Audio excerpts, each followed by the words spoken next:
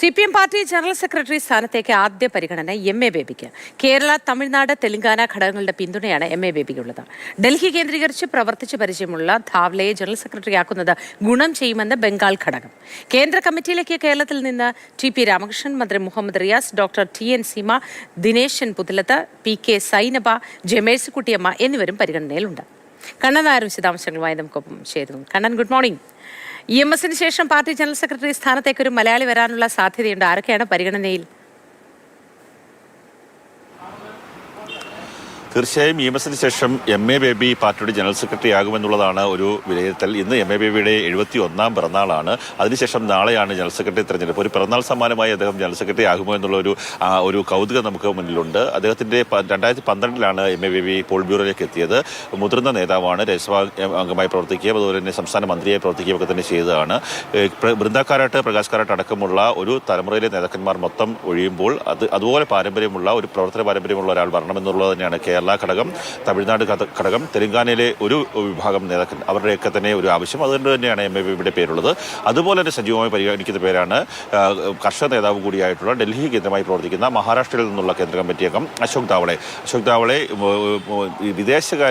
വിദേശത്തുള്ള കമ്മ്യൂണിസ്റ്റ് പാർട്ടികളുമായി തന്നെ ഒപ്പം തന്നെ ഈ നാട്ടിലുള്ള മറ്റ് പാർട്ടികളുമായി, ഡൽഹി കേന്ദ്രമാക്കിയുള്ള കോൺഗ്രസ് അടക്കമുള്ള പാർട്ടികളുമായി അടുത്ത ബന്ധമാണ്. അദ്ദേഹത്തിൻ്റെ പേരുണ്ട്. നീലോൽപൽ ബസു ബംഗാളിൽ നിന്നുള്ള നേതാവാണ്. മൂന്നാമത് പരിഗണിക്കുന്ന ഒരു പേര് നീലോൽപൽ ബസുവിൻ്റെതാണ്. അദ്ദേഹം SFIയുടെ ചുമതലയുള്ള ഒരു കേന്ദ്ര കമ്മിറ്റി അംഗമാണ്. അങ്ങനെയൊക്കെയുള്ള 3 പേരുകളാണ് പരിഗണിക്കുന്നത്. അത് ഇന്ന് വൈകിട്ട് അല്ലെങ്കിൽ നാളെ രാവിലെയോടുകൂടി നമുക്ക് അറിയാൻ സാധിക്കും. കണ്ണൻ, പോളിറ്റ് ബ്യൂറോയിലേക്ക് ആരെയൊക്കെയായിരിക്കും പരിഗണിക്കുക? മലയാളികളുടെ സാധ്യത എത്രത്തോളമാണ്? മലയാളികളുടെ ഒഴിവ് നിലവിൽ ഇല്ല. അതുകൊണ്ട് തന്നെ മലയാളികളുടെ സാധ്യത എന്ന് നമുക്ക് പറയാൻ സാധിക്കില്ല.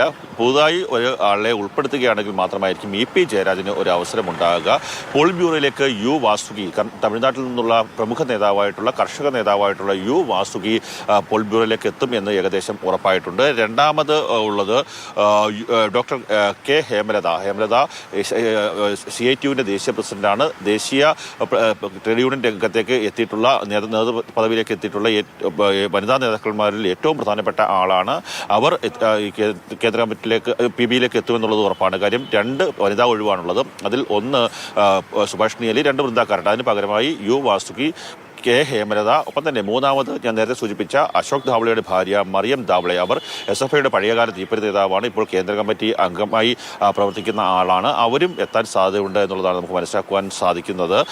ഒപ്പം തന്നെ തമിഴ്നാട്ടിൽ നിന്നുള്ള പാർട്ടി സംസ്ഥാന സെക്രട്ടറിയെ പരിഗണിക്കുന്നു. കാര്യം കേരളവും ബംഗാളും കഴിഞ്ഞു കഴിഞ്ഞാൽ ഏറ്റവും കൂടുതൽ മെമ്പർഷിപ്പുകളുള്ളത് തമിഴ്നാട്ടിലാണ്. അങ്ങനെ ഒരു പരിഗണന വരാൻ സാധ്യതയുണ്ട്. അങ്ങനെയൊക്കെയുള്ള ആൾക്കാരെയാണ് PBയിലേക്ക് പുതുതായി പരിഗണിക്കുന്നത്. കേരളത്തിൽ നിന്ന് മലയാളിയായിട്ടുള്ള ബിജു കൃഷ്ണൻ ഡൽഹി കേന്ദ്രമായി പ്രവർത്തിക്കുന്നുണ്ട്. അദ്ദേഹവും PBയിലേക്ക് എത്താനുള്ള സാധ്യതയുണ്ട്. കാരണം സെൻട്രൽ സെക്രട്ടേറിയറ്റ് കൂടുതൽ ശക്തിപ്പെടുത്തുക എന്നുള്ളത് കഴിഞ്ഞ പാർട്ടി കോൺഗ്രസിന്റെ തീരുമാനമാണ്. അതിന്റെ അടിസ്ഥാനത്തിൽ ബിജു കൃഷ്ണനെ ഇപ്പോൾ PBയിലേക്ക് ഉൾപ്പെടുത്തണം എന്നുള്ള ആവശ്യം ഡൽഹി ഘടകം ഉന്നയിച്ചിട്ടുണ്ട്. കേന്ദ്ര കമ്മിറ്റിയിലേക്ക് പരിഗണിക്കപ്പെടുന്ന മലയാളികൾ ആരൊക്കെയാണ് കാണാൻ? കേന്ദ്ര കമ്മിറ്റിയിലേക്ക് പരിഗണിക്കുന്ന മലയാളികളിൽ ഏറ്റവും പ്രധാനപ്പെട്ടയാൾ T.P. രാമകൃഷ്ണനാണ്. മുൻ മന്ത്രിയാണ്, പേരാമ്പ്രയിൽ നിന്നുള്ള MLA ആയിരുന്നു. അദ്ദേഹത്തെ LDF കൺവീനറാണ്. ആ പരിഗണന വെച്ച് T.P. രാമകൃഷ്ണൻ കേന്ദ്ര കമ്മിറ്റിയിലേക്ക് എത്തും എന്നുള്ള കാര്യത്തിൽ ഏകദേശ ധാരണയായിട്ടുണ്ട്. രണ്ടാമത്തെ പേര് ഡോക്ടർ T.N. സീമയുടേതാണ്. മൂന്നാമത് മന്ത്രി മുഹമ്മദ് റിയാസ്, നാലാമത് ദിനേശൻ പുതിലത്ത്, അഞ്ചാമത് P.K. സൈനബ. ഇതിനെല്ലാം ഉപരി ഒരു പ്രവർത്തന പാരമ്പര്യവും അല്ലെങ്കിൽ എക്സ്പീരിയൻസും ഒരു പരിഗണിക്കുകയാണെങ്കിൽ മുതിർന്ന നേതാവായിട്ടുള്ള ജെ. മേഴ്സിക്കുട്ടിയമ്മ, അവരെ പരിഗണിക്കാനുള്ള സാധ്യത ആണ്. 6 പേരുടെ ഒരു പട്ടികയാണുള്ളത്. കേരളത്തിൽ നിന്ന് 3 ഒഴിവാണുള്ളത്. 3 ഒഴിവിലേക്ക് 6 പേരുടെ ഒരു സാധ്യതാ പട്ടികയാണ് നമുക്ക് മുന്നിലുള്ളത്. ശരി, ഇന്ന് ചർച്ചയിന്മേൽ ഏതൊക്കെ മലയാളികളായിരിക്കും സംസാരിക്കുക? ഇന്ന് സംഘടനാ റിപ്പോർട്ട് ഇന്നലെ വൈകിട്ടാണ് അവതരിപ്പിച്ചത്. ആന്ധ്രാപ്രദേശിൽ നിന്നുള്ള മുതിർന്ന PB അംഗമായിട്ടുള്ള BB രാഘവലുവാണ് സംഘടനാ റിപ്പോർട്ട് അവതരിപ്പിച്ചത്. ഇന്ന് കേരളത്തിൽ മലയാളികളായിട്ടുള്ള 4 പേരും കേരള ഘടകത്തിൽ നിന്നുള്ള 3 പേരുമാണ് ആ ചർച്ചയിൽ പങ്കെടുക്കുന്നത്. അതിൽ ഒന്ന് മുഹമ്മദ് റിയാസാണ്, മന്ത്രി മുഹമ്മദ് റിയാസ്. 2 P.K. ബിജു. മൂന്നാമത്തേത് മന്ത്രി R. ബിന്ദു. ഈ 3 പേരാണ് കേരളത്തിൽ നിന്ന് ചർച്ചയിൽ പങ്കെടുക്കുക.